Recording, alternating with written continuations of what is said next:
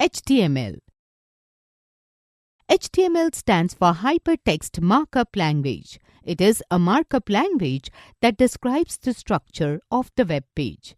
It allows us to create web pages that contain paragraphs, headings, links, and block codes. The output of HTML web pages is same on any type of computer and on any operating system, that is Mac, Windows, etc. In the previous class, you have learned various tags such as HTML tag, head tag, title tag, and body tag. Let us revise some of those tags and learn about more tags of HTML.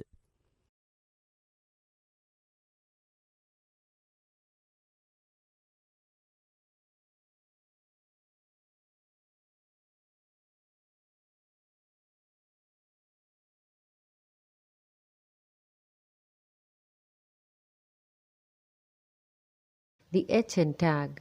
In HTML, headings are used to structure content on a web page, similar to how books have main headings and subheadings.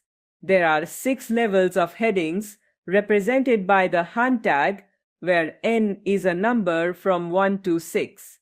The H1 tag is used for the largest and most important heading, while H6 is for the smallest and least important. Each heading tag has an opening tag such as H1 and a closing tag like /H1. These tags organize content and make it easier for users to understand the web page's structure. The P tag. The P tag defines the start and end of a paragraph in the text. It is a container tag. Whenever you want to start a new paragraph, you can use the P tag. The paragraph tag automatically inserts a blank line between 2 paragraphs. The BR tag. The BR tag is used when you want to start a new line but do not want to start a new paragraph. This tag is also known as line break. It is mainly used when you want your text to come in next line without leaving a blank line in between. The bro tag forces a line break wherever it is placed. The HR tag. The HR tag is used when you want to divide your web page into different sections. It is also used when you want to draw a line between 2 paragraphs. It is an empty tag and does not need an end tag.